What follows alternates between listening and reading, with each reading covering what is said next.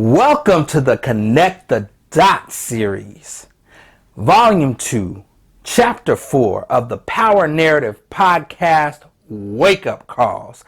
I am your host, B. Green, aka Belief Narrative, empowering you through awareness, inspiration, and motivation through the power of story. Pretend with me for a moment that you are on the game show, The Family Feud, facing off against another family, and Steve Harvey asks you this question. Name 4 things that you can do to support the Power Narrative Podcast. Hit the subscribe button. Like the video. Leave a comment. Share with friends. Good answer, good answer, good answer. Yes! The saying is true that there is power in knowledge and wisdom. And you can gain power through another person's knowledge and another person's wisdom. But you won't have full access to that power until you become connected to it through understanding. The concept for the next 4 chapters is connecting the dots. Again, I'm not telling you anything that you don't already know, but I'm urging you to make the breakthrough from knowing to understanding. The difference between those 2 things is this. You can know a thing and still ignore it, but you can't truly understand something and remain unchanged. What are wake-up calls? I would say that they are nudges to get you to pay attention, get you to go in the right direction, to respond appropriately. In theater, a wake-up call would be known as a cue.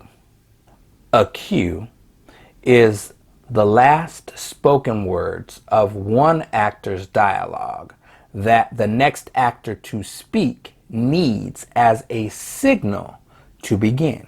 In life, cues are not always verbal. They say that 93% of communication is nonverbal. So there are cues, signals, wake-up calls that life sends that if you are not paying attention can pass you right on by. Understanding your wake-up calls in this context means increasing your ability to catch the cues that you formerly missed.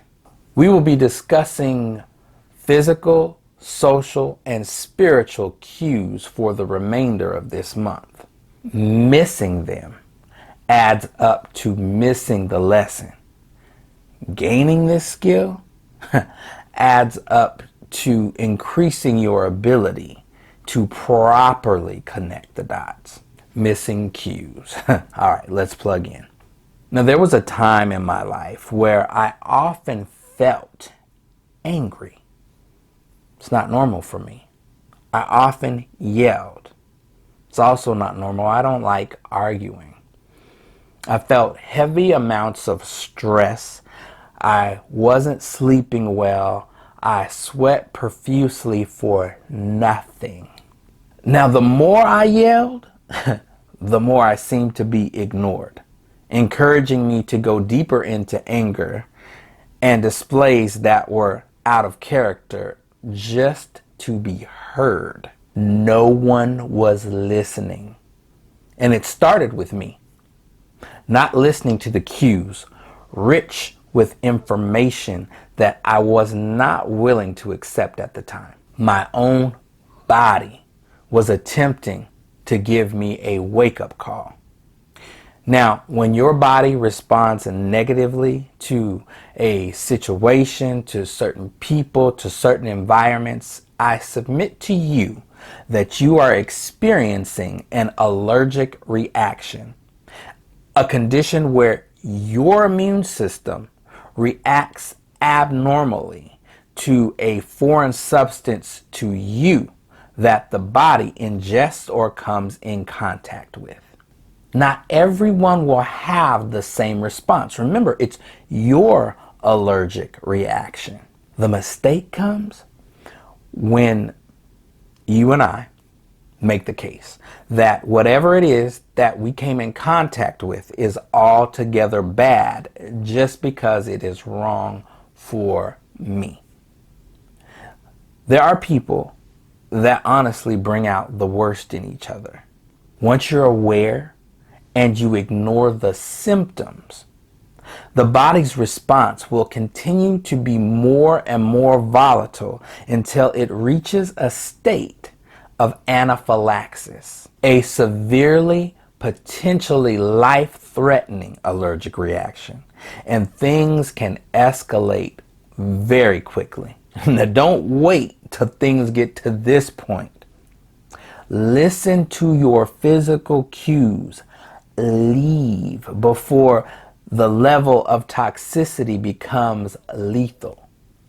Wake up call. Think you better let it go. Let it go. On a spiritual level, I often felt angry because I chose to stay in an environment that was counterproductive to and oppositional to my vibrational energy. You stay long enough and that level of discomfort will have you in a constant state of dis-ease. And that level of uneasiness eventually leads to a physical response or manifestation of disease. I found out that there are some environments that I'm just flat out allergic to.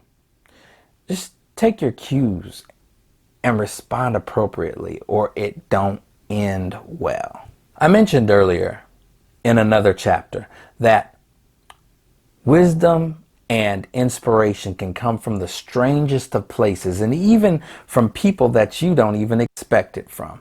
I was watching a performance and the person I was watching it with made a critique and I laughed because it was funny. But when I made a similar critique, that person looked at me and said, well, at least that person's doing something with their voice. What are you doing with yours? Grab the paddles quick. Revive him. Oh, great offense was taken because I started to believe that this person was my adversary. Wasn't the case. The person was just being adversarial. Huge difference. I found out that I was my own adversary. Wake up call. I was diminishing my own voice because I couldn't be myself and I didn't fit in where I chose to be. And the longer I stayed, the worse it got. There was a great statement that was made that says, why would you be in a place where you're tolerated when you should be in a place that you're celebrated? Now understand what I'm saying this. I'm not talking about a popularity contest. See, there's a huge difference between dwelling in a place where you know you're really not welcome versus being in a place where you're genuinely loved and respected. I can't believe so-and-so said that. I can't believe so-and-so would do that to me. Believe it. But believe that it was not meant to harm you. It was meant to be a wake-up call. Let's start understanding and taking our cues. Sometimes those cues are meant to wake you up long enough for you to understand what's truly bothering you. One of the stories from Scripture that gets my attention is the story of Balaam. Now, Balaam was approached by some very affluent people, and they propositioned him to see if he would go along with using his abilities from God to do wrong by a blessed people. He went to speak to God to ask if he could go along with their plan. And the first thing the Creator said that I found interesting was, now Balaam, who are these people you're with? See, not everyone who is affluent, who seems to have it going on, is above board. Oftentimes those with ill-gotten gains are willing to go to great lengths to keep what they believe is their power. Balaam was told, absolutely not will you go along with this. But see, the issue was Balaam was more impressed with their affluence. He was more impressed with what he thought he could gain from those people than he was from the instruction of the Creator. Now, don't act like you and I haven't been there. There have been times where we've been told, this is not the right thing, this is not the right time for you, but you ignore your needs for your wants. Balaam was like, if I could just get in good with these people, I kind of like the status that they have. I want the lifestyle that they have. So when he went to go tell them God's answer, what happened? They upped the ante of their offer. And Balaam said, let me go talk to God some more about it. As if the answer was going to be different. And guess what? God said, go ahead, go with them. But wait for my answer. And God sent an angel out there that Balaam could not see with a sword waiting to get him, since Balaam was so blinded by what he wanted versus what he needed. Now Balaam got on his donkey and he was riding along, but his donkey could see what he could not. And as they were going down the pathway, the donkey saw the angel with the sword and went around. It was like, I ain't going that way. Balaam got upset and whipped that donkey back on the road. So the angel went down further down the pathway, waiting for him. The donkey back on the pathway saw the angel and was like, not today, and crushed Balaam's foot up against the wall. Balaam towed that donkey up again. So this time, the angel went down a little bit further into a narrow space, knowing that once they entered, they could not turn around. So the donkey saw that they were about to enter into this narrow space. He was like, ooh, and just fell. And this time, Balaam really went off on this donkey. So much so that the Lord allowed the donkey to speak Balaam's language. Yo, why you beating me? Wake up call. See, Balaam was so intent on what he wanted, he was arguing with a talking donkey.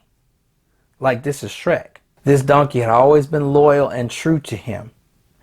And even after the donkey explained why he did what he did, Balaam's response was, ooh, if I had a sword, I'd take you out right now. And at that moment, God opened up his eyes.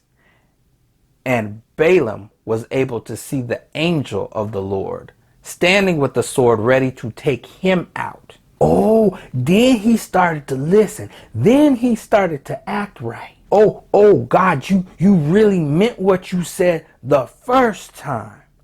Yeah, kind of did. See, at first he knew what God said, but now he understood what God said. The challenge question is this. What wake-up calls have you been ignoring? What has your life been attempting to teach you? And if you know what I'm talking about, what's it going to take for you to understand? To change the narrative in your life, take the next step. Invest in yourself and book a life strategy coaching session with me at www.beliefinteriordesign.com. Let's start the journey of making belief reality.